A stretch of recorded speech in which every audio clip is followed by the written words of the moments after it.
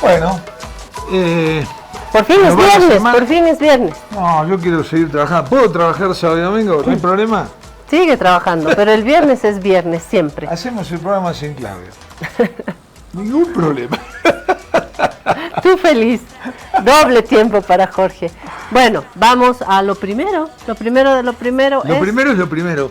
Víctor Hugo Romero. Víctor Hugh Romero. Muy bien, que desde Cochabamba, como siempre, nos manda su imagen y hoy también hace referencia a Su Alteza. Enseguida la tiene usted en su pantalla. A ver. Venimos a ver a Su Alteza. Dijo que tiene un dolor en el pecho.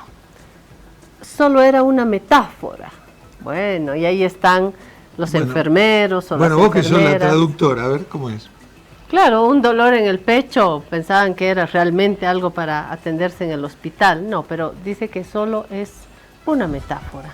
Bueno. Pero está con un dolor en el pecho, ¿eh? O sea, hay una angustia, yo creo, en el gobierno, ¿no? Con los problemas económicos, en primer lugar, las filas. Seguimos con las filas en las gasolineras, seguimos con las filas para comprar gasolina, para comprar diésel y, como dicen muchos de los conductores, nadie nos explica.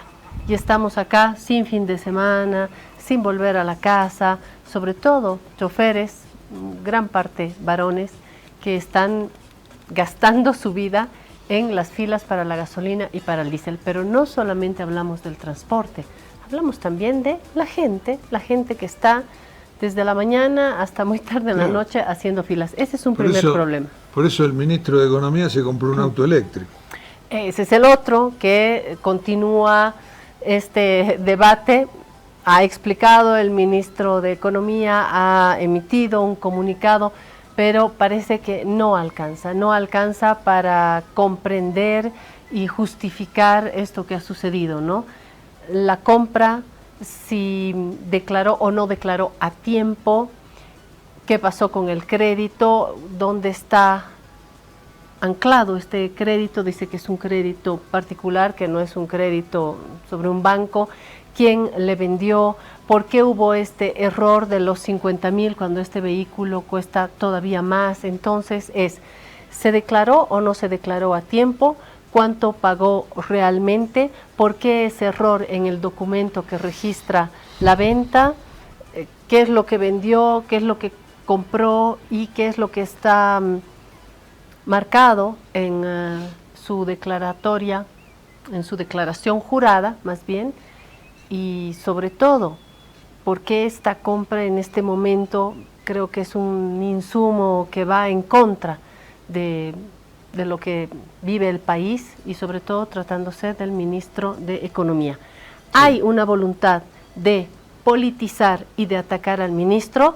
Sí, tanto de medios de comunicación como de actores políticos, sí. ¿Hay elementos concretos para pedirle cuentas al ministro por la compra, porque no se ha registrado, por el error, por el tema impositivo? También hay elementos. Y este caso abona a lo que decía anteriormente, que estamos viviendo un momento de mucha preocupación, de bronca, porque no hay gasolina, no hay diésel, también porque los precios no bajan. Estamos viviendo todavía los efectos de la inflación. Espero que en algún momento tengamos mayor estabilidad, pero es tormenta más este caso, ¿no? Golpea al gobierno. Ayer comentamos el caso del gobierno argentino, que primero vocero, luego jefe de gabinete, Adorni, Manuel Adorni, una cosa como esta, se compró una casa quinta en una plata muy grande, luego dice que gastó $245.000 para reformar la casa quinta, es un platal que no lo gana un funcionario público. Sí. Y no lo pudo explicar, el gobierno trató de sostenerlo, diciendo que no, que bueno, que en fin, que lo va a explicar, que ya lo va a explicar, que va a ir a la Cámara de Diputados a explicarlo, yo qué sé. Bueno, la cuestión se tuvo que ir, nunca lo pudo explicar, empezó con una contradicción, otra más, y ya era una cosa insoportable para la población. Y esto le costó un brazo y una pierna a Milei. Todavía puede perder la elección por esto, porque la gente le restó la confianza, ¿no? Sí, y a veces un elemento de este tipo puede golpear duramente un gobierno. Yo lo que no entiendo es que justo después ¿cómo los políticos no aprenden? ¿Cómo no aprenden? Sí. Y justo después de la salida de Lupo, ¿no? Hoy tenemos a Lupo ya en la OEA, a Luis Fernando Camacho en Paraguay, que creo que es el único embajador, ¿no? El canciller había dicho que se iba a hacer todo con calma, pensando, no como se hizo en los 20 años que lo iban a hacer, pensando en el país, no embajadores para que vayan a malgastar recursos en los cócteles, sino un programa bien preparado, pero hasta ahora solamente tenemos Paraguay y con Luis Fernando Camacho, que no es precisamente de la escuela diplomática. No. Pero bueno, le vamos a dar chance también al nuevo canciller. Lo que decía es que justo el momento en el que se asumía el poder en Espinosa, porque ya salió Lupo, le viene esto, ¿no? ¿Quién es el que paga la factura? Una de las facturas más altas, por supuesto, el presidente Rodrigo Paz. ¿Y quién paga la factura más alta? Nosotros, quienes estamos acá, claro. Pero aparte, sobrellevando la crisis. Claro. Pero aparte, en 9 meses no se había designado un embajador. Se fue de la Cancillería Fernando Aramayo y se designa el primer embajador, que no es un cambio en la embajada, es darle un puesto al señor Camacho. Y me decía un amigo, pero que vos creías que, pues yo dije, ¿cómo ya le dan una embajada? Y me dijo, ¿qué? ¿Vos qué creías? ¿Que iba a ir a trabajar? Camacho, que iba a tener un emprendimiento de galletas. No, Camacho va a vivir de la política hasta el día que muera. Si muere a los 95 años, morirá en una embajada. Bueno, yo quiero enfatizar el insumo político, porque, reitero, en el caso Espinosa hubo una serie de errores, delitos, hay elementos que lo complican, pero también hay una voluntad política de medios, de periodistas, de pincharlo, también hay que asumirlo. Por otro lado, sucede lo mismo con el vicepresidente Edman Lara, porque él visitó la cárcel. ¿Cuáles fueron los titulares? El vicepresidente visita a Arce, el vicepresidente Lara va a visitar al expresidente Luis Arce. Y luego el vicepresidente dijo, a ver, un momentito, yo fui al centro penitenciario a constatar las condiciones. Se me acercó el expresidente Arce y hablamos, pero no es que yo fui a visitarlo. Que no pretenda el vicepresidente que no se hable de este encuentro, por supuesto. Pero también hay que entender que esta autoridad puede ir a visitar la cárcel, no se va a privar porque está ahí Luis Arce, por favor. Y Luis Arce lo vio, se acercó, no sé qué pasó realmente, ¿no? Lo sabremos después en el detalle.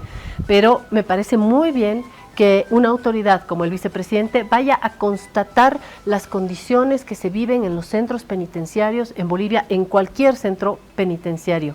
Hacinamiento, falta de justicia, porque gran parte, lo dijo Eduardo Rodríguez Belcé, hasta el cansancio, gran parte son personas que no tienen una sentencia, están en detención preventiva, las condiciones de espacio, las condiciones humanas.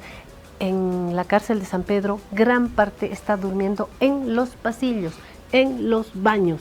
Que vaya una autoridad, me parece bárbaro, y que haga acciones, me parece todavía mejor. Sí. ¿Vamos a la pausa? No, sí, pero primero te quiero decir, aquí estuvo Rodríguez Belcé y dijo, esa cárcel de San Pedro está desde el año 1800, desde que se fundó el país, creo que antes de que se fundó el país. Y bueno, entonces yo dije, ¿por qué no hacemos una cárcel nueva?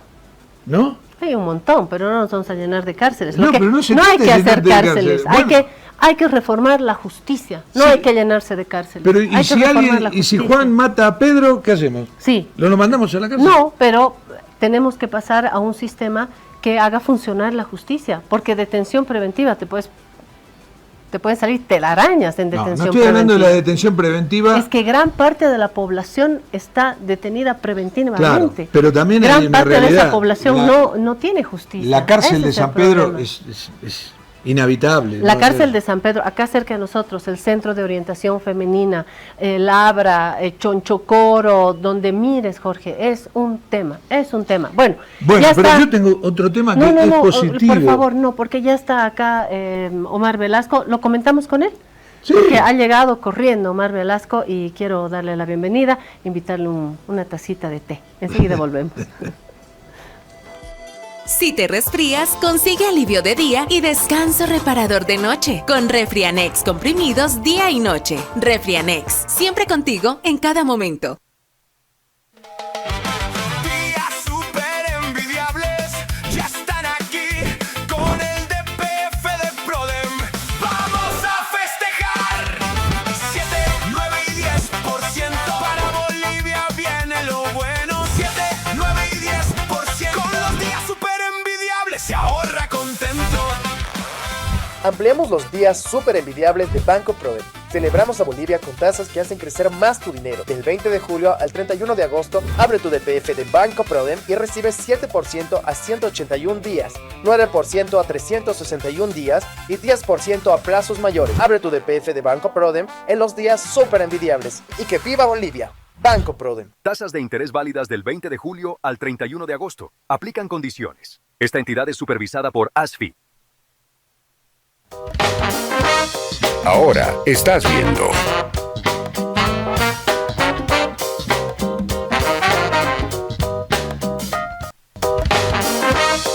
Continúas viendo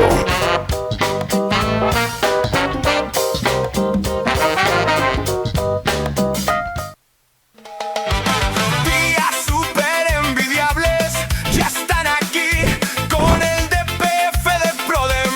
Vamos a festejar 7, 9 y 10%. Para Bolivia viene lo bueno. 7, 9 y 10%. Con los días súper envidiables se ahorra contento. Ampliamos los días súper envidiables de Banco Prodem. Celebramos a Bolivia con tasas que hacen crecer más tu dinero. Del 20 de julio al 31 de agosto, abre tu DPF de Banco Prodem y recibes 7% a 181 días, 9% a 361 días y 10% a plazos mayores. Abre tu DPF de Banco Prodem en los días súper envidiables. ¡Y que viva Bolivia! Banco Prodem. Tasas de interés válidas del 20 de julio al 31 de agosto. Aplican condiciones. Esta entidad es supervisada por ASFI.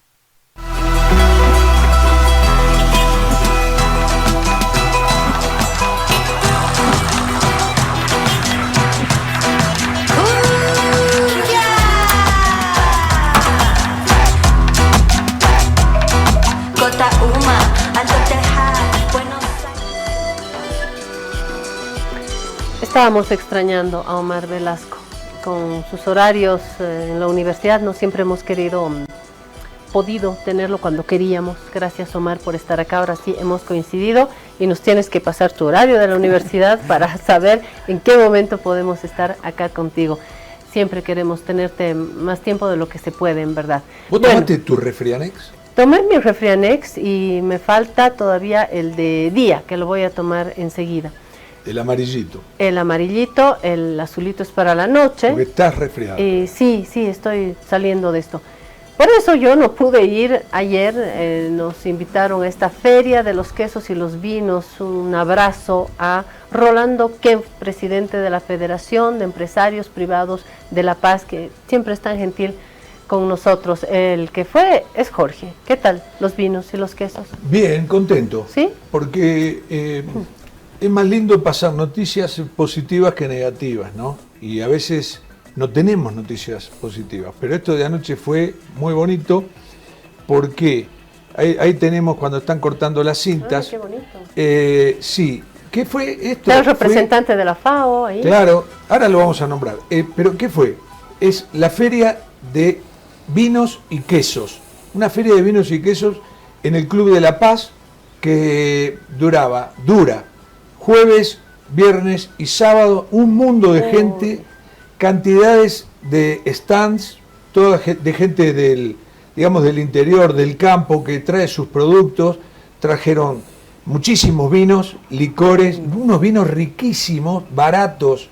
Ahí está Jorge mirando la copa de vino.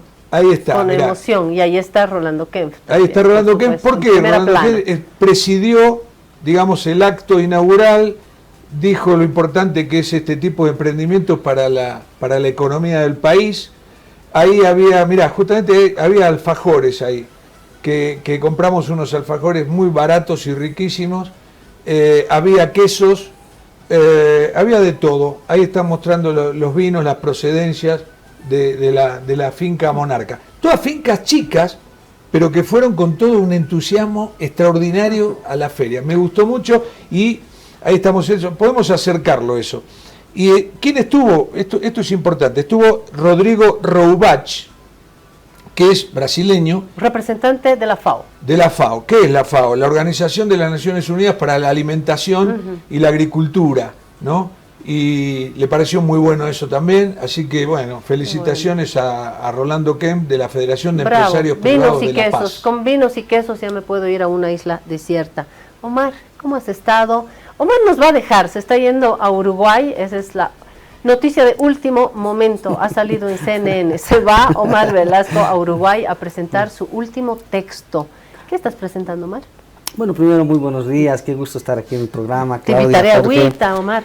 Bueno, qué amable eres. Ahí está. Con mucho gusto.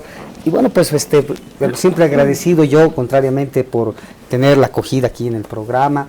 Mira, voy a tener la oportunidad de hacer una presentación sobre la industria verde. Esta es una literatura que surge hace más o menos 10 años.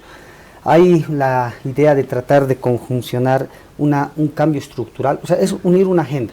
Entender que la crisis climática ha llegado, hay que salir de esta crisis, pero al mismo tiempo hay que entenderla, y un poco en la perspectiva que daba Jorge, no solo ver lo negativo, sino ver lo positivo. Se trata de entender la industria verde como una alternativa para que los países en vías en desarrollo puedan superar este atraso histórico estructural que llevan. Entonces se trata de ir a aprovechar a través del uso de la tecnología, del cambio de la matriz y obviamente de las políticas redistributivas, una nueva agenda de desarrollo para la región. ¿Qué es la industria verde, ante todo? Mira, es una complejidad, es una innovación desde la mirada de cómo se puede abordar el cambio climático a partir del uso de tecnologías limpias, a través de una mayor participación del Estado en materia tecnológica, para que pueda llevar adelante incursionar en esto, pero no solamente es una agenda estatista, sino más bien que busca combinar la participación privada con la pública. Entonces, yo creo que es una nueva tendencia que hoy se está, analizando en el mundo. Sí, bueno. No sé que me encantó una nota que leí de La Nación el otro día sobre la mina Escondida, que está en Antofagasta, Chile, que tiene una producción bestial. Antofagasta, lo que fue Bolivia. Exacto. Y bueno, y lo de que eso nos arrebataron. De eso vive Chile, sin ánimo de polemizar ni de nada, es una realidad. Chile vive del cobre hace 150 años. Y Escondida es una mina gigantesca, tan gigantesca, miren, produce 395.000 toneladas por día de cobre. Es una bestialidad. Se pueden hacer con la producción de un día 25.000 autos eléctricos. Pero la noticia era otra, relacionada con lo que vos decís. Llegó un punto en que ya no había más agua de pozo, digamos, de perforación. Entonces tuvieron que empezar a desalinizar el agua de mar. Y la otra es que la electricidad es toda por paneles solares. O sea, eso es energía verde, ¿no? Quiero ir al último detalle antes de entrar en el tema. ¿Hay un foro? ¿Qué hay en Uruguay, Omar? Sí, es un foro de economía, pero también de ciudadanía. Va a ser, es un evento a nivel internacional. ¿Con economistas? En realidad es gente también de la sociedad civil, es decir, que vienen principalmente digamos, del análisis desde la sociología, también desde las ciencias puras. ¿Y convoca la universidad, convoca el Estado? ¿Quién convoca este encuentro? Me parece que es el Parlamento de Uruguay, ¿no? Quien organiza, porque en realidad esto está colateralizado a estos congresos anuales que se realizan en el marco de digamos, estas reuniones parlamentarias que hay digamos, representantes de América Latina. Entonces tiene una mirada académica, pero también una mirada, digamos, desde la crítica digamos, a la ejecución de los gobiernos. Linda Discusión, lindo encuentro. Omar no tiene que perder de vista al mismo tiempo lo que se está debatiendo acá, que es la ley de inversiones. ¿La viste? ¿Estás más o menos al tanto del debate económico, del debate político, Omar? Sí, mira, primero yo creo que esta es una ley altamente esperada, bueno, pero básicamente ya estamos completando el primer año de gestión y todavía creo que recién se está comenzando a activar esta ley, que yo creo que va a tomar todavía su tiempo. Pero ahora, si hablamos un poco de su contenido, yo creo que es una ley que de alguna forma no ha convencido, porque hay críticas tanto desde el lado de las derechas conservadoras, pero también desde el campo social popular, ¿no? Mira, desde el lado, por ejemplo, de la derecha, lo que se menciona con bastante fuerza es el hecho de que, bueno, se dice que el camino correcto debería haber sido ir por el lado de la reforma constitucional, porque hay algunos candados, ¿no?, dentro de la propia legislación, de la Constitución, que obviamente impiden de que ante una eventual un proceso de controversia con una empresa transnacional, esta empresa pueda recurrir a organismos internacionales como el CIADI, va a tener que someterse a las leyes bolivianas. Y desde la lectura, repito, de estos sectores conservadores, entienden que esto es un freno, una traba para la llegada de inversión masiva. Pero también vale, nadie va a querer poner 10.000 millones de dólares y que te tenga que, ante un diferendo, recurrir a la justicia boliviana. Eso no existe. Todo el mundo te va a poner un lugar como Nueva York o cualquier otro lado, puede ser Madrid o La Haya o cualquier lado. Pero ojo, Ormaechea dijo, Omar, que esta ley no pasa ni un control constitucional y tampoco podemos saltarnos la Constitución. No, totalmente no se puede, o sea, por eso, ¿no? O sea, eso es un poco la perspectiva que tienen estos sectores de que claramente la ley se tiene que cumplir y eso implica partir de la Constitución. La Constitución actualmente, Jorge, no permite que ante una situación de controversia, para encontrar una solución de arbitraje, se pueda recurrir de forma inmediata a un tribunal internacional. Tendría que primero ser analizada, discutida, evaluada por la justicia boliviana. Pero otro tema que es altamente criticado es la creación de esta famosa Agencia Nacional de Inversiones. Porque de alguna manera, primero, esta es una entidad que alimenta la burocracia desde el punto de vista administrativo, que no estaba concebido presupuestariamente dentro del presupuesto ya aprobado. Pero el problema pasa un poco por su papel, porque la propia ley establece 120 días para que el Ministerio de Economía elabore un plan nacional de inversiones privadas. Este plan, que debería albergar todos los sectores económicos prioritarios, o sea, recién se va a hacer en 120 días, cuando esta entidad, que en realidad está llamada a administrar toda la inversión privada, va a tener que esperar estos 120 días para poder funcionar. O sea, esto básicamente lo que quiere decir que recién el próximo año, con mucha suerte, a mediados, una vez que se apruebe, estaríamos comenzando ya a firmar contratos. Pero también hay críticas del lado de las izquierdas, de los sectores progresistas, yo veo desde el campo social popular, ¿no? Primero se ve como una ley muy entreguista y de alguna manera como que se da demasiadas concesiones, hay una suerte de incentivos, ¿no?, dentro de la ley, pero que no están aparejados desde el otro lado de las obligaciones que las empresas privadas tienen que cumplir en el país. Entonces yo veo ahí que hay una suerte de descompensación entre lo que la ley está favoreciendo en términos de sus beneficios y lo que se esperaría de parte del sector privado como resultado de sus inversiones. Finalmente, yo creo que también ahí lo que se ha criticado es el hecho de que ya tenemos en realidad una ley de inversiones. Estoy hablando de la ley 516, que ya de más o menos tener 10 años. ¿Rige todavía? Claro, o sea, está vigente hasta que no sea abrogada. De hecho, esta ley que quieren aprobar busca su abrogación, pero aquí el punto hubiera sido tal vez pensar en cómo perfeccionar, mejorar la ley que ya existe y que es compatible con la Constitución, en lugar de buscar una nueva ley, porque este ánimo de siempre partir de cero hace que de repente retrocedemos demasiado para querer avanzar un poco, ¿no? A mí me gustaría también hablar del sector privado, porque hubo voces que más bien hablaron de la urgencia y de la coherencia de hacerlo ahora. Están más bien satisfechos con los pasos del gobierno. ¿Crees que sea un sector con representación en las distintas regiones o se queda más bien aislado? Solamente en lo que hace la empresa privada, ¿no?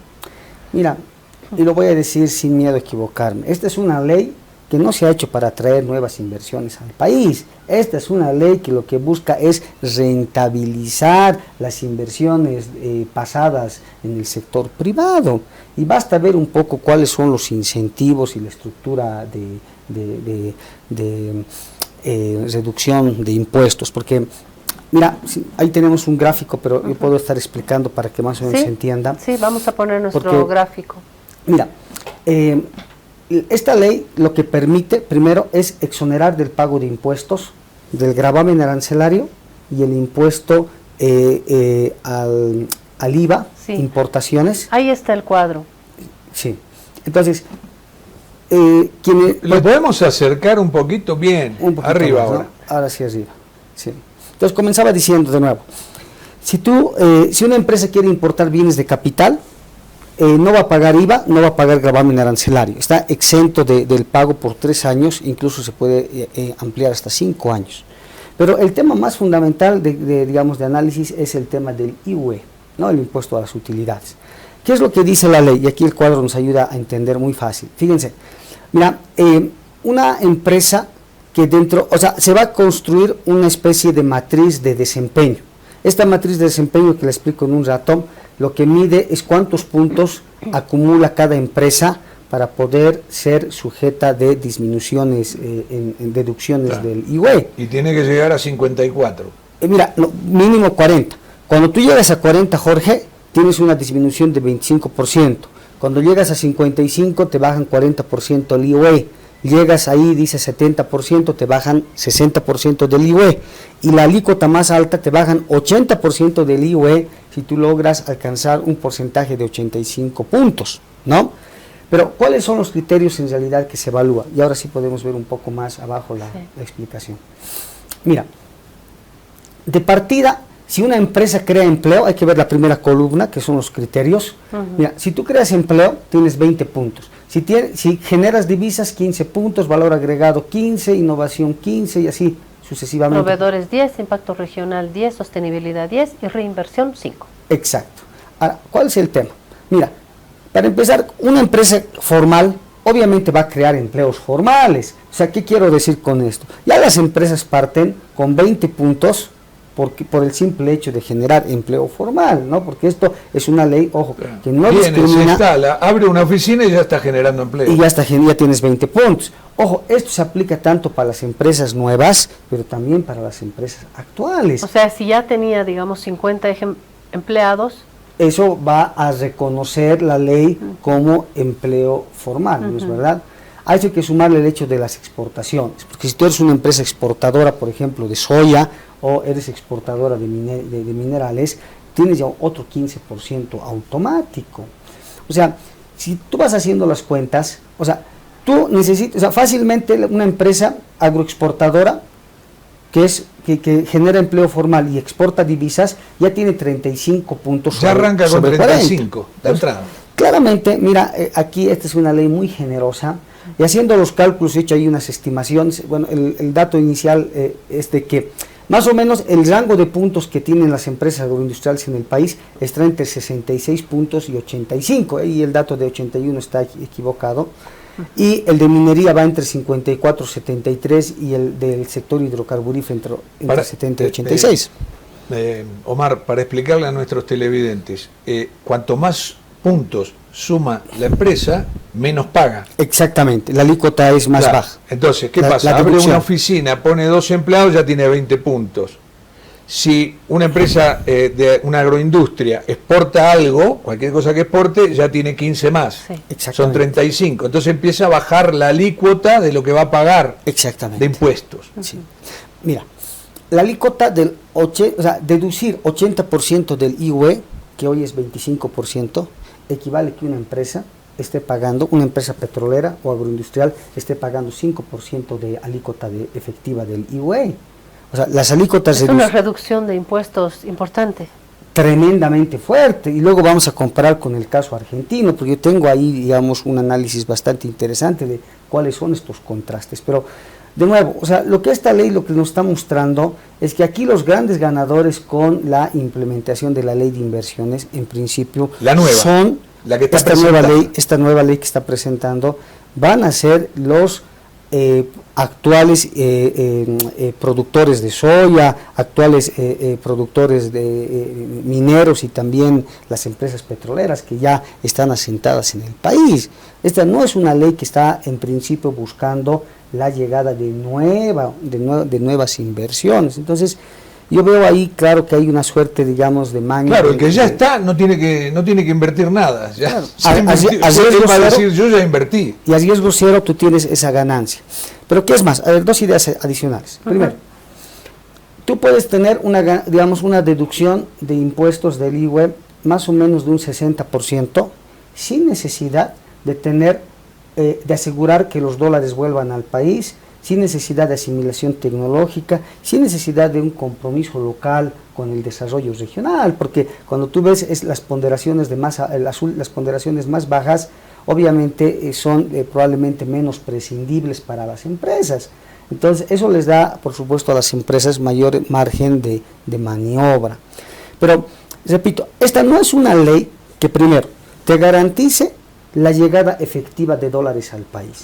Porque lo que la ley en realidad está planteando es que, más bien lo que se garantiza con la ley es que las empresas extranjeras tengan acceso al mercado de divisas para poder comprar los dólares y poder después repatriar sus utilidades, pero no establece ningún nivel mínimo de reinversiones de las utilidades en el país, como tampoco establece mecanismos que garanticen que las exportaciones que vayan a realizar vuelvan a la economía nacional, porque esto podría ayudar, por supuesto, a reducir la escasez de dólares. Ahora, perdón, acá hay un peligro muy grande por lo que yo veo. Yo no entiendo tanto como vos, pero si esto se aplica a todas las empresas, incluso las que ya están, ¿qué pasa? Las que ya están, que están pagando impuestos, dejan de pagarlo.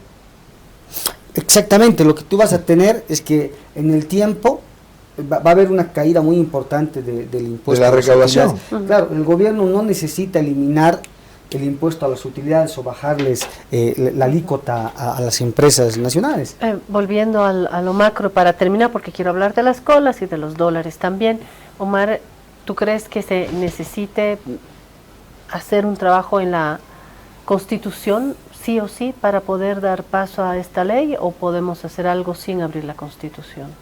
Yo no creo que sea necesario abrir la Constitución, porque este es un peligro en términos, políticos sociales, porque el hecho de abrir la Constitución puede implicar que no solamente se discuta el tema de la inversión privada, lógicamente hay muchos temas que pueden de alguna forma comenzar a ser de alguna forma cuestionados, y esto, Claudia, puede llevar innecesariamente a una suerte de empantanamiento congresal.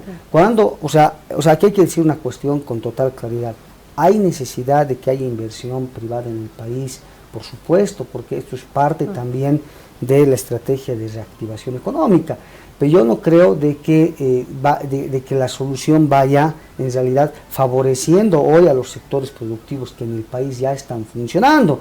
Lo que hay que hacer es traer nueva inversión fresca del extranjero. Y ahí quiero cerrar la idea con la comparación con Argentina, porque voy a decir algo, Claudia, que probablemente no lo había pensado decir nunca, pero yo sé que le va a gustar a Jorge, porque cuando comparamos el régimen de Argentina y el régimen de Bolivia, yo veo de que el régimen de Milei es mucho, o sea, está mejor trabajado y tiene aquí varios sentidos.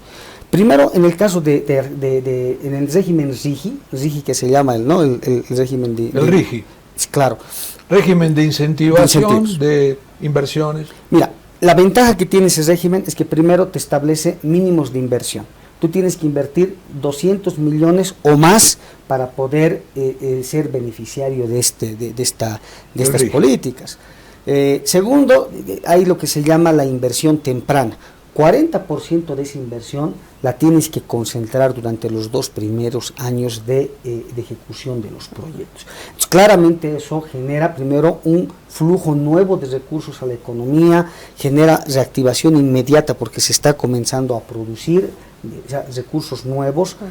Pero además, la norma del RIGI, con toda la crítica que se le hace a Milei, es menos pues benefactora que la norma boliviana, porque el RIGI lo que hace es bajar el impuesto también a las utilidades empresariales de 35% a 25%. Aquí se está bajando de 25% a 5% en el mejor de los casos. O sea, esta es una rebaja total y absolutamente radical. Y finalmente yo lo que veo es que la diferencia con el RIGI es que el RIGI no es un régimen general como en el caso boliviano, es un régimen especial focalizado en algunos sectores económicos donde se quiere de alguna forma potenciar y donde obviamente hay recursos. La minería. Claro, y el sector hidrocarburífero. Hablando del sector hidrocarburífero, estoy haciendo economía del tiempo, necesitamos también la interpretación de Omar sobre la gasolina, el diésel, en las colas que siguen multiplicándose, siguen kilométricas, choferes y personas particulares. Pero que además dicen el gobierno no da una una claridad, una explicación de cuándo se va a solucionar, ¿no? ¿Cuál es tu lectura de esto, Omar? Mira, primero muy preocupante porque, claro, lo que se ve es que hoy prácticamente Santa Cruz está nuevamente desabastecida de diésel y ahora el país de gasolina. Estamos hablando donde 85% de los surtidores en Santa Cruz no están funcionando por falta de combustible. El sector del transporte, 85 según las noticias. Fíjate, hay un prácticamente paro de los, o sea, no hay flujo de automóviles y los pocos pasajes que se están vendiendo se están haciendo a precios muy altos. Pero ¿cuál es el origen? Yo comenzaría evaluando esto en el sentido de pensar que algo está fallando en esta famosa propuesta de la libre importación de combustible, porque se suponía que con la liberalización, con la autorización para que el sector privado pueda importar combustible, ¿y qué pasó? este problema no tendría que haberse continuado. Mira, primero que la libre importación de combustible viene en realidad desde el gobierno de Luis Arce, cuando comienzan, por ejemplo, a reducirse la tramitología, se crea una ventana única de importaciones, aún dependientes de YPFB. Llega el gobierno de Rodrigo Paz y les dice, no, nosotros queremos que sean importaciones ágiles e inmediatas.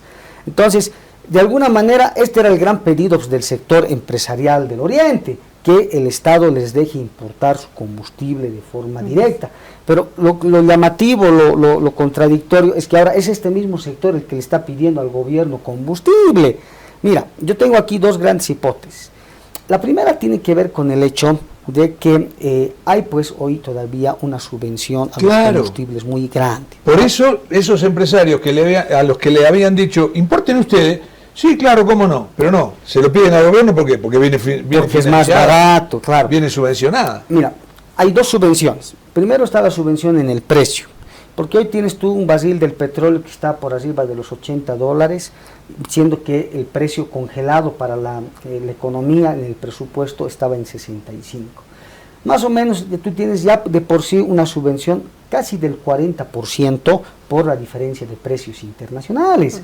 A eso le tienes que sumar la subvención por el tipo de cambio, porque cuando el gobierno decide congelar el precio de la gasolina y el diésel hasta enero del próximo año, y esto lo hemos dicho en tu programa, ha establecido un tipo de cambio fijo para el diésel de 10 bolivianos con 40 centavos, cuando hoy, a pesar que ha disminuido el dólar, está por arriba de los 11 bolivianos con 60 centavos. Es decir, ahí tienes un 10% de costo financiero para el Estado adicional a lo que el sector privado estaría eventualmente pagando. Consecuencia, mientras esta subvención a los combustibles continúe, lógicamente para el sector privado constituye un costo excesivo el tener que realizar estas compras desde afuera. Pero del otro lado, y esto es muy más importante todavía, porque aquí la pregunta, yo sé que me la ibas a hacer, vos me venís preparado, Jorge, ¿por qué está bajando el precio del dólar? A ver. Mira, yo encuentro aquí que en realidad el gobierno ha entrado desde la aplicación del régimen flexible en una disyuntiva. Aquí el problema es de que lo que ha ocurrido en estas últimas semanas es que el yacimientos petrolíferos fiscales ha dejado de ir a comprar dólares de manera mucho más masiva, como lo venía haciendo en semanas anteriores, que es lo que básicamente también impulsaba el precio del dólar hacia arriba.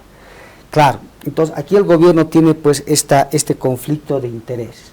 Dejar de presionar el mercado de dólares para que el tipo de cambio sus propias compras pueda disminuir, pueda estabilizarse, a costa de generar menor disponibilidad de dólares para la importación de porque combustible. acá aparece otro problema, otra distorsión.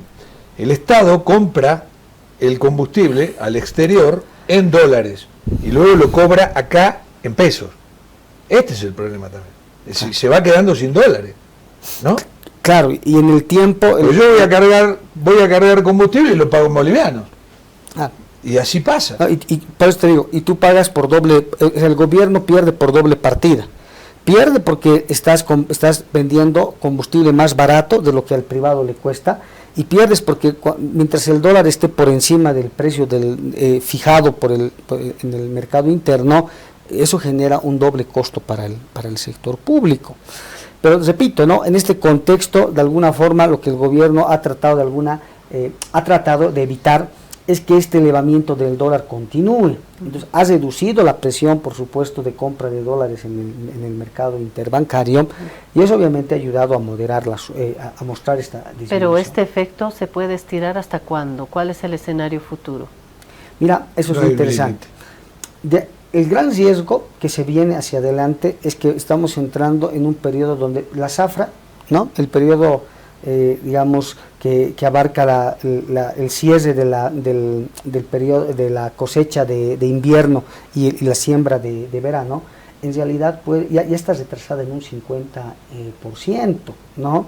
Y esto implica de que la disponibilidad de producción, estoy hablando de soya, sorgo, pero también girasol, todos los productos agroindustriales, puede disminuir de manera importante. O sea, hay una preocupación de parte de los sectores productivos por una merma importante en la producción, porque eso en el año se va a traducir en menor entrada de divisas, mayores presiones inflacionarias por el alza de los alimentos. O sea, yo creo que el gobierno tiene que ver la manera de garantizar, sea como sea, los dólares al sector privado. Pero, a ver, la pregunta fundamental es, ¿y por qué el sector privado no importa de manera directa? Porque además estos primeros meses del año han tenido récords de exportaciones. Al sector privado no le falta dólares para importar. No es un problema, como se ha dicho, ni contractual porque la norma no le permite, ni logístico porque no hay manera de internar. No importa de manera directa el combustible porque comprándoselo al Estado le sale el 40% menos. Ahí está la cuestión. Bueno, ya hemos llegado al origen del problema. Prefieren, ¿sabes qué? Ponerse en la cola 3 días con el camión y protestarle al gobierno. ¿Qué pasa pero comprarle al gobierno. ¿Qué pasa con la inflación? Para cerrar, porque se viene el sector del fútbol con No Sean Malos, que usted estaba extrañando. Ya va a llegar Gringo González, está en camino, pero para cerrar. Y la inflación, ¿cómo voy a hacer yo para ir al mercado? Porque mis ingresos no van a subir, Omar. Mira, he hecho un artículo hace unos días atrás en La Razón que le he llamado el milagro estadístico de julio, porque no hay manera de entender cómo en el mes pasado se logra un registro estadístico de una disminución de casi 3% del índice de precios al consumidor. Nunca hemos tenido una disminución tan fuerte en un solo mes del año, y se da paradójicamente en el mes con mayor incremento del tipo de cambio. De nuevo, ¿Qué quieres decir? Desafortunadamente ahí hay una información que no se está de alguna forma registrando en los datos. Pero como tú bien decías, ¿El INE no está haciendo bien su trabajo? yo creo que ahí hay unos sesgos yo voy a pensar que es un problema metodológico, de que ya esa encuesta ya nos refleja la verdadera canasta de bienes y que hay un retraso también de los informantes en trasladar la información actualizada de precios. Pero el precio, por ejemplo, del pollo es el tema que más ha impactado, porque yo no veo tampoco cómo puede ser que los empresarios digan en Santa Cruz que están subiendo el precio del pollo porque están recuperando las pérdidas que han tenido durante el periodo de bloqueos. Mira, una simple estadística que yo he trabajado de nuevo, lo que me permite concluir es que los empresarios avícolas han ganado más vendiendo en el occidente, en la ciudad de La Paz, durante los conflictos, de lo que han disminuido el precio en Santa Cruz. Consecuentemente... Porque el precio estaba altísimo. Claro, entonces no es un sector que en sí mismo haya perdido durante ese periodo. Entonces yo veo que hay información muy mal manejada, porque además se decía, se ha justificado por la falta de diésel. Si fuera la falta de diésel, debería subir también el huevo y otros productos que importamos de Santa Cruz. Y esos básicamente se han mantenido en los mismos niveles. Acotación no, final. y el pollo durante los bloqueos, los pollos venían en avión, es otro tema. Para irnos. Acotación final. Le estás diciendo a los empresarios internacionales, vengan a invertir a Bolivia, pero tráiganse la gasolina. Eso hay que decir. Totalmente. No, y tráiganse más dólares porque los necesitan. Dólares, gasolina, todo lo que puedan. Gracias, Omar, Porque por acá no estar hay. con nosotros. Gracias. Acotación final. Tráigase su pelota, porque esta es de Chin Chin. Otra pelota para no sean malos. Esa pelota era mía. Después de la pausa. Me la capturó ahí. Trata la gripe y la tos seca con una cápsula blanda y efectiva. Aliviate con Refrianex 2. Refrianex, siempre contigo en cada momento. Ahora estás viendo.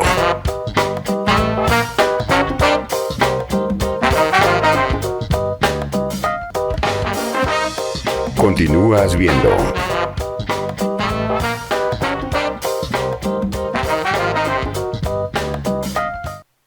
Alivio efectivo a todos los síntomas del resfrío con Refrianex comprimidos tradicionales. Refrianex, siempre contigo en cada momento.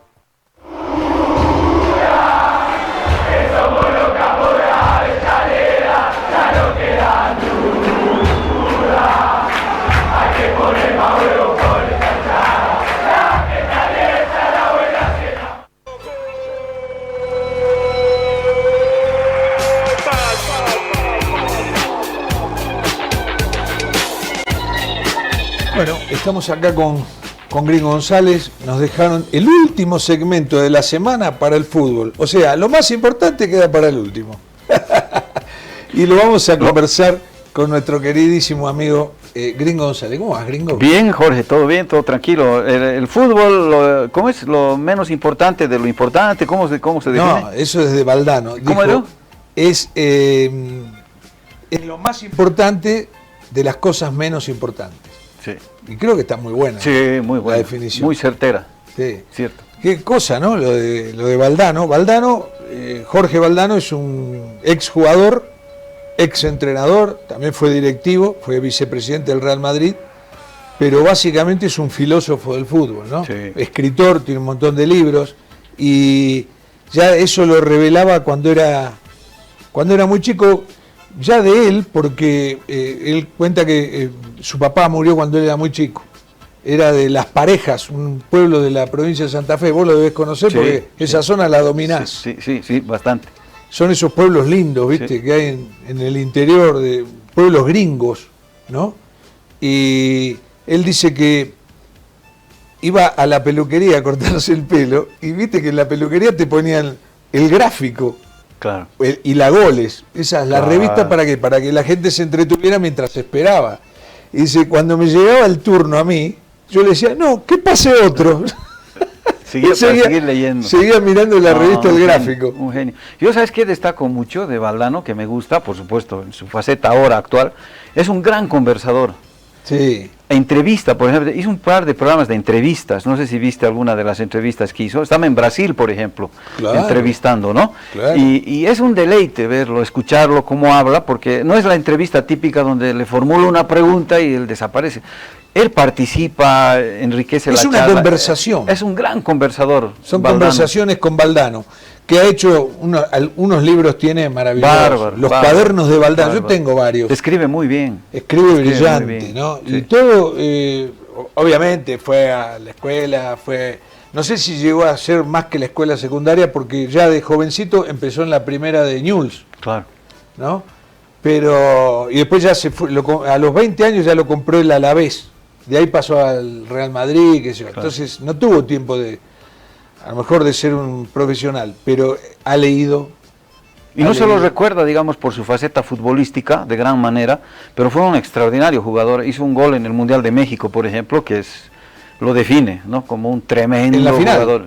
Sí, sí. En la final, sí. el segundo gol de Argentina en la final. Sí. Exactamente, contra Alemania, ¿verdad? Sí, muy buen definidor era. Sí, sí, tremendo, muy inteligente, un tipo muy inteligente, por donde lo veas. Cuando uno es inteligente en la vida, juega muy bien al fútbol. Sí, aparte es un generalmente. muchacho muy respetuoso, entonces Sí. todo el mundo lo respeta también por Sí. eso. Pero no me has invitado para hablar de Valdano. No, salió la casualidad por la frase otro. tuya. ¿Eh? Dijiste otro.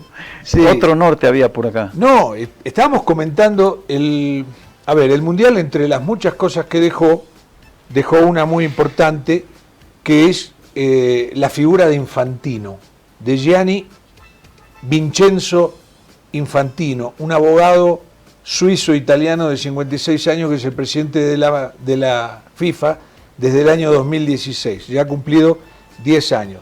Él, obviamente, cuando llegue el Congreso de marzo del año que viene, él va a buscar la reelección, ¿no? Ya lo anunció. Ya lo anunció, claro. No, el que llega a ese puesto es muy difícil que se quiera ir. Es un puesto que te da todo. Si mañana viniera acá Infantino, el presidente Rodrigo Paz deja todo lo que está haciendo. Cualquier parecido con la política claro, no es mera casualidad. Deja todo lo que está haciendo en el fútbol pasa lo que pasa en la política. Claro, deja todo lo que está haciendo para atenderlo, porque viene una personalidad mundial. Imagínate, la FIFA tiene 211 asociaciones. Las Naciones Unidas tienen 193 No llega a países. 200, sí, no llega a 200. No llega a 200. Y aparte otra cosa, ¿quién habla del presidente del secretario general de la ONU? Sí, Nadie. sí, sí. ¿No? La gente ni sabe quién es Guterres, Cierto. ¿no? Por ahora. El portugués. Pero del presidente de la FIFA habla todo el mundo. Aparte, todos los presidentes los reciben, los reyes, todo, porque quieren que le traiga ese juguete maravilloso que es el Mundial, ¿no? Claro. Imagínate que Sudamérica se está matando en negociaciones para tratar de llevar de 48 equipos a 64 el próximo Mundial. Uh-huh. ¿Por qué? Porque si sucede eso, le darían un grupo completo, o sea, 6 partidos de un grupo, a Uruguay, a Paraguay y a Argentina. A la ya, Conmebol. Claro, con eso ya es como que jugás un Mundial de local. ¿Cómo ¿no? no? ¿Cómo no?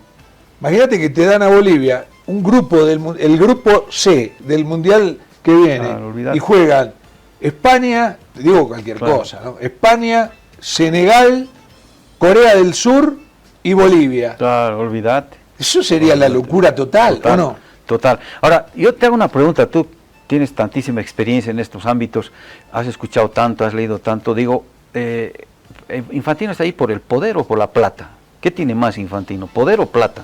Mirá, por las dos cosas, ¿no?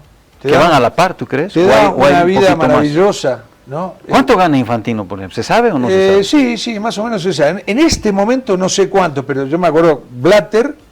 Porque que Blatter fue nunca reveló cuánto ganaba. No, pero se sabía, porque se hacían cuando auditorías. cuando y todo. investigaron. Claro, no, igual Blatter, si tuvo algún desliz, eran deslices menores con respecto a lo que hay ahora, porque ahora el fútbol maneja unas cifras que son astronómicas. Pero Blatter cobraba en el año 2015, que fue su último año, $2.400.000 por año de salario, viáticos aparte, ¿no? Porque el presidente un día vive prácticamente viajando, y cada día que viaja creo que eran $1.000 o $1.500 de viático. Claro. Le corresponde, pese a que no los gasta. Por ahí gasta porque más, es invitado en todos lados. recibe más de viático que de sueldo. Seguro. No, el sueldo es apetecible, pero también, bueno, te puede dejar cosas adicionales, ¿no? Bueno, el tema, crees pero que Infantino... el tema más que nada es el poder. El poder. El poder que te da. El poder es maravilloso. Vos sabés que... ahí, mirá, lo tenemos ahí con Donald Trump. Infantino entra en el Salón Oval como no pueden entrar grandes presidentes de países. Correcto. Él entra pateando la puerta. Cierto. ¿No? Sí. Y le dice, hola Donald. Nada de formalismo. Entonces, él quiere la reelección. Igual, yo creo, ¿qué pasó en el Mundial?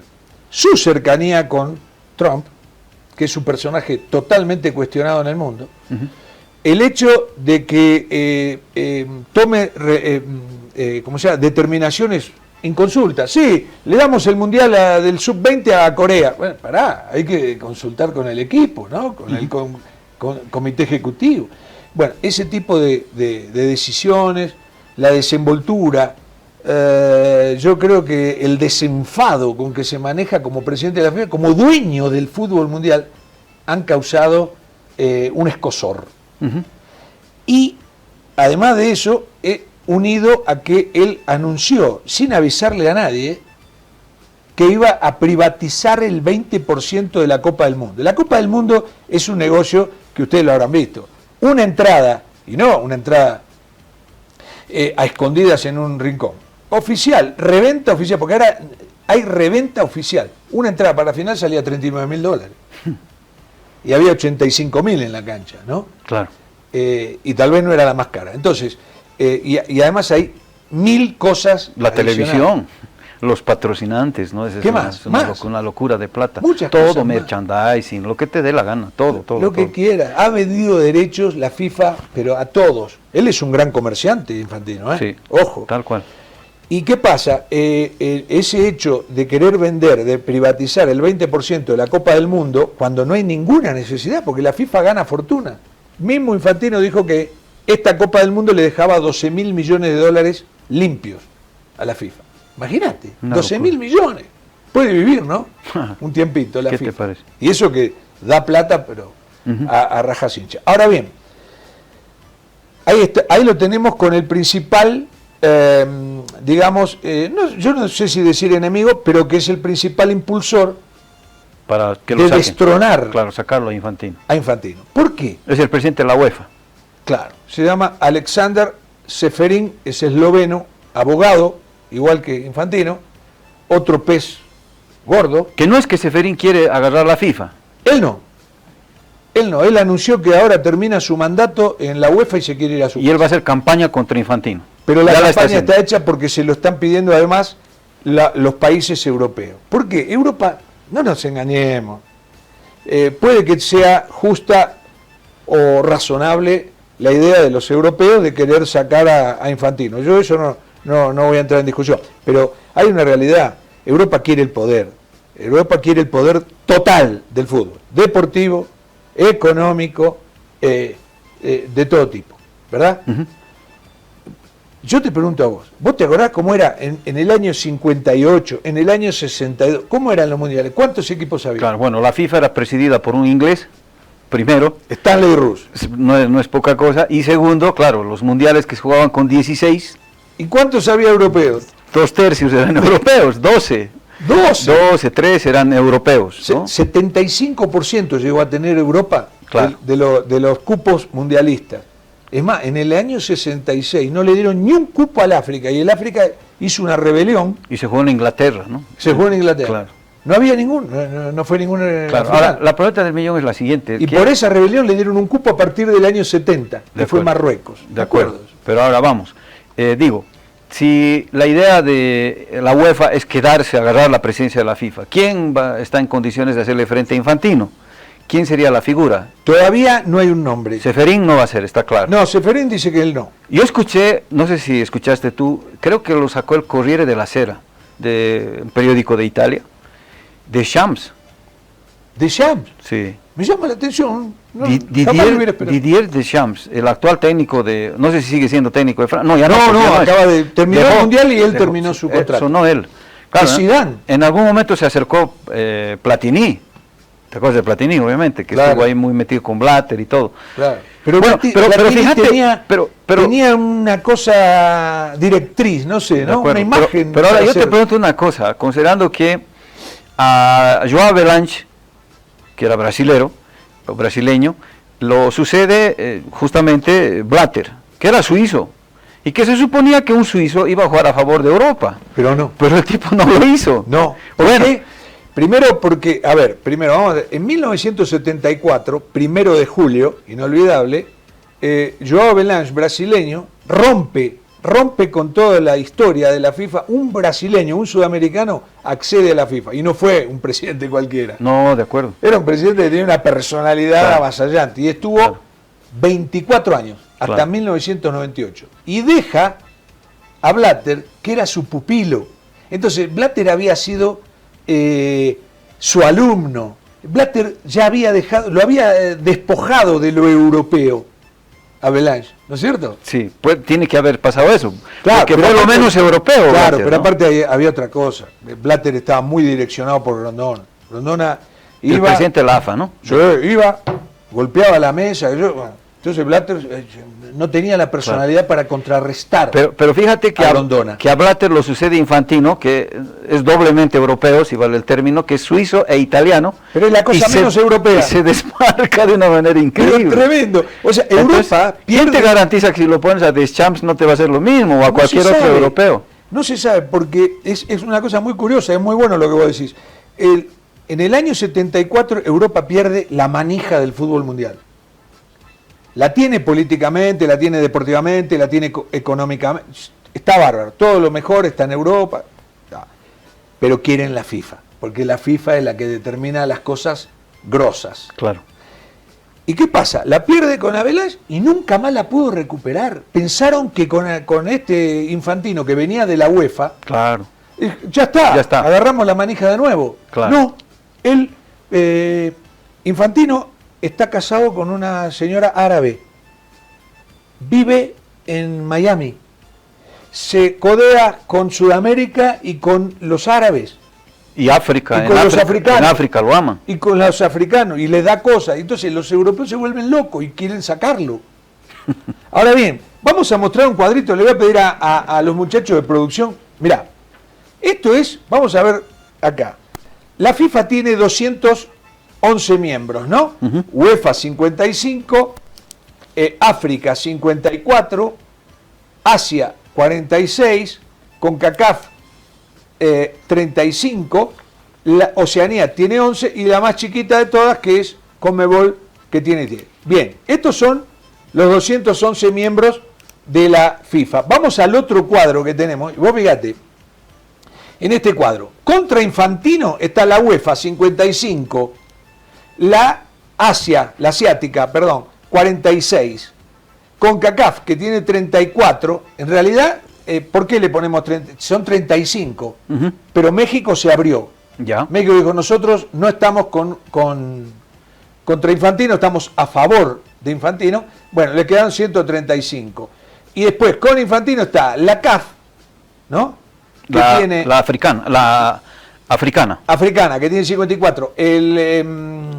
¿Cómo se llama? Oceanía. Que tiene 11. Y CONMEBOL, que tiene 10.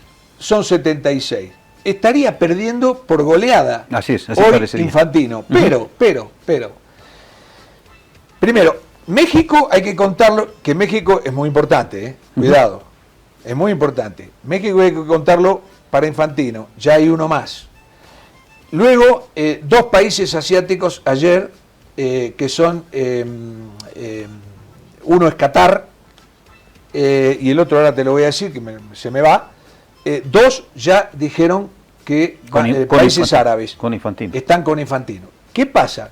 Es muy probable que estos países árabes arrastren a otros países árabes. Esta mañana Nueva Zelanda informó que no retira su apoyo a Infantino. Hay que sacarle uno ahora. Esto va a ser una batalla voto a voto de aquí hasta el 18 de marzo, que es la elección. Ahora, yo te digo una cosa. ¿Qué error cometió Europa? Te lo pregunto. ¿En qué momento? En este anuncio de ir en contra de Infantino. Para mí hay un error. Le dieron 7 meses de tiempo para rearmarse. Ujú. Si esto pasa en el último mes, Infantino tal vez pierde seguro. Sube la probabilidad de que pierda, ¿no? Por lo menos sube la probabilidad. No es seguro que pierda, pero es más probable, pero mucho que, más no, probable. que teniendo 7 meses para revertir, ¿no? Está claro. Manejando la caja de la FIFA, Sí. con 7 meses, Infantino, con Claro. lo astuto que es, Claro. es un hombre muy hábil. Claro. Muy hábil. Claro, ahora un tema formal. Yo creo que lo puede dar vuelta. Un tema formal para que la gente lo entienda, A ver. quizás, no sé si tú me vas a validar en esto. En la primera ronda de votación tiene que sacar 2/3. En la primera ronda. Si no, quedas afuera. Si no, si no, vas a una segunda ronda. Y en la segunda ronda ya es por simple mayoría. Es por mayoría, sí. Sí, exacto.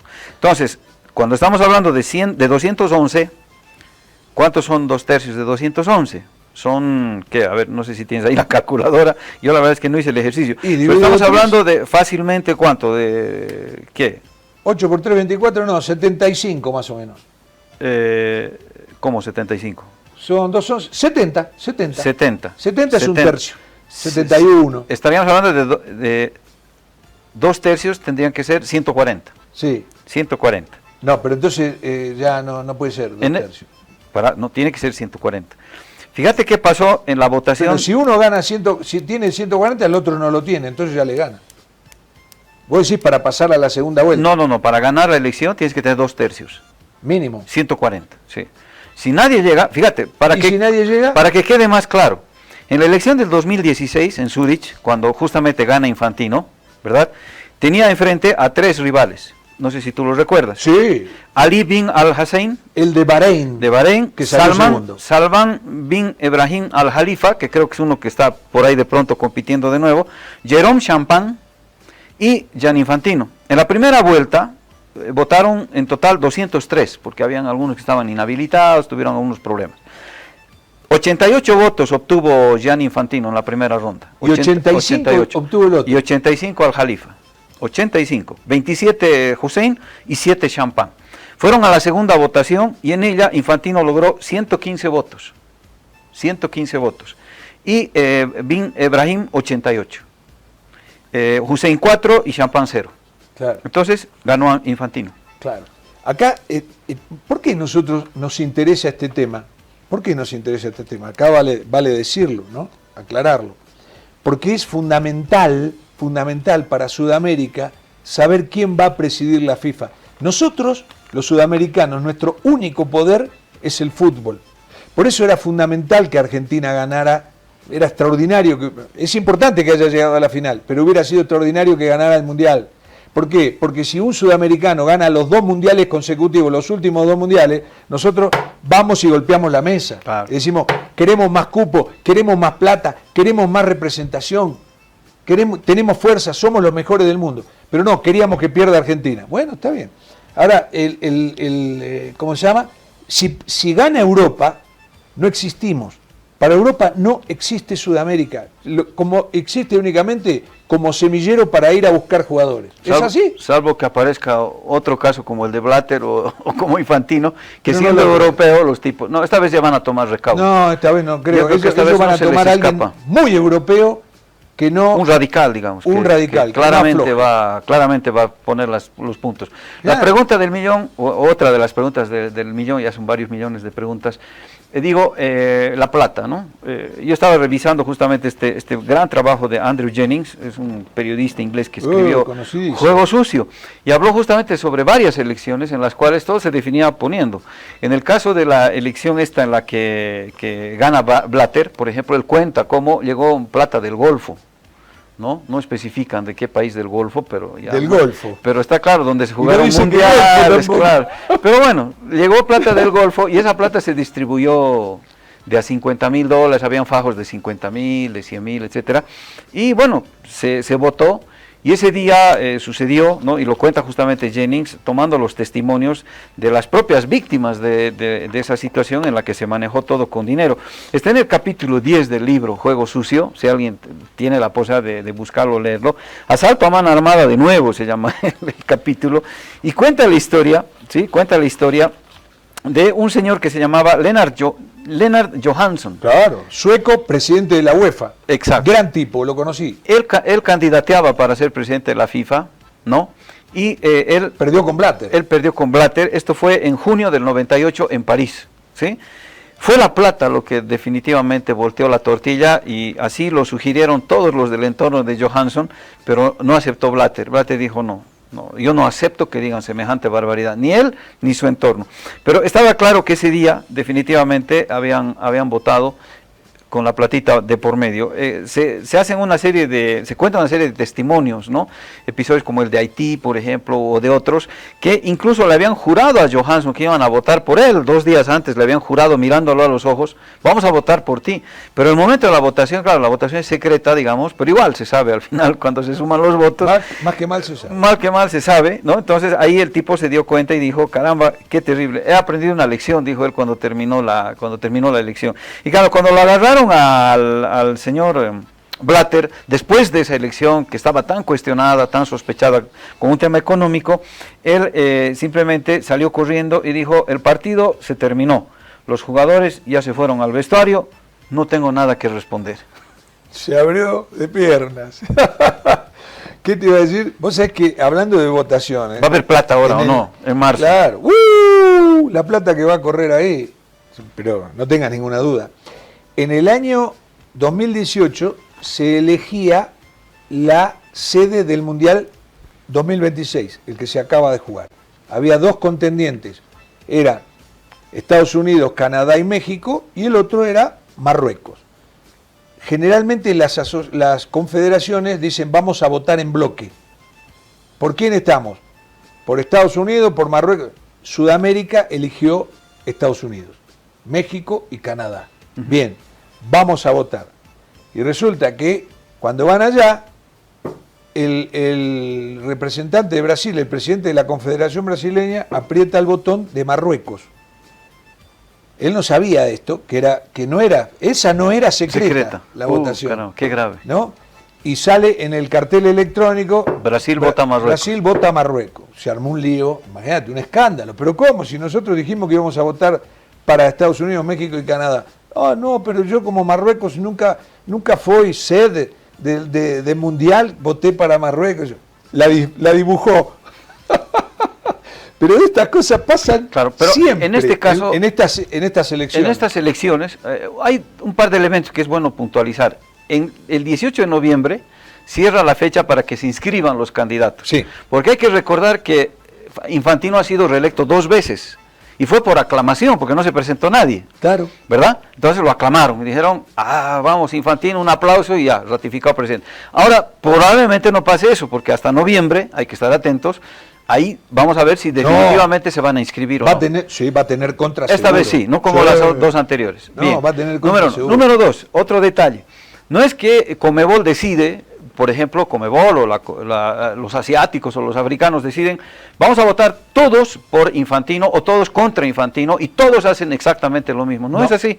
Lo que cuenta de lo que pasó en términos de Brasil, en su definición de la sede del Mundial, aquí ese riesgo no lo va a correr ningún presidente de asociación porque el voto es secreto. El voto es secreto. Nadie sabe por quién ha votado. Yo puedo incluso votar por A y decirle a B que voté por él. Exacto. ¿No? Y no hay forma de que él me pruebe el voto lo de un contrario. país, ¿no? Exactamente. Ahora, lo que se hace es no se vota en bloque. Claro. Por ejemplo, Conmebol, ¿qué dice? ¿A nosotros quién nos conviene? A nosotros nos conviene Infantino. ¿Por qué? Porque es cercano, nos da cabida, nos da cosas, nos da dinero para proyectos. Si le pedimos un mundial nos lo da. Yo qué sé, es mejor Infantino que otro que pueda ser un inglés, un francés o lo que fuere. Muy bien. Pero luego, esa es la intención de Sudamérica. Pero luego es como vos decís.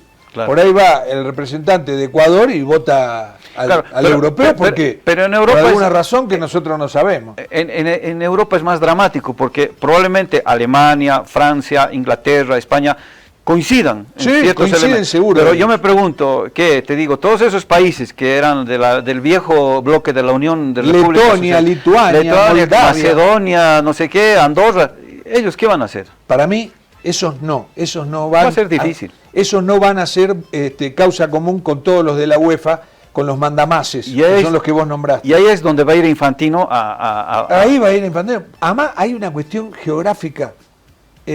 No es lo mismo el pensamiento de España, que está en esta punta, que el de Moldavia, que está a 5.000 kilómetros de ahí. Son otras cosas, tienen otras necesidades. Si viene Infantino le dice, ¿qué necesitan ustedes? Un estadio. El otro, ¿qué necesitan? Un centro de entrenamiento. Y eso va a influir. ¿Por qué? Porque vos podés decir, yo no sé si finalmente me votó, pero si gana Infantino sí va a tener el centro de entrenamiento. Seguro. Y si no lo gana, no. Claro, y la vieja frase de billetera mata galán, ¿no? Billetera mata galán. Y bueno, este es el tema, creo que está en el mundo, rigiendo el tema futbolístico. ¿Por qué? Porque de esta elección de marzo del 2027 va a depender mucho el futuro del fútbol. ¿Cuál va a ser el curso que tome y qué nos va a pasar a nosotros los sudamericanos? Definitivamente, seguro que sí. Te digo sinceramente, no defiendo a Infantino ni nada, pero lo veo más cercano para nosotros a Infantino que un europeo. Bueno, veremos. Hay todavía buen trecho para seguir hablando. Gracias, Jorge, como siempre, un gusto. No, estar gracias contigo. a vos, buen fin de semana y nos vamos con la guarida hasta el lunes.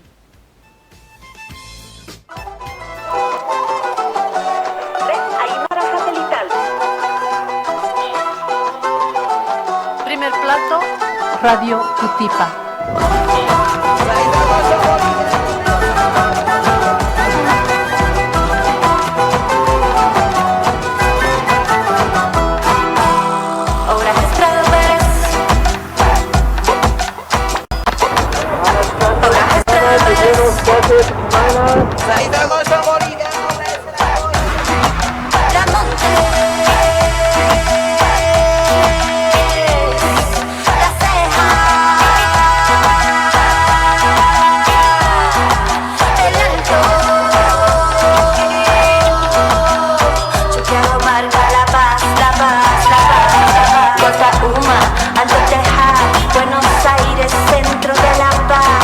Chachicana, Pachumani, Chisquipampa, ahora Estrado Pérez, Miraflores, Pampajasi, Villa Copacabana.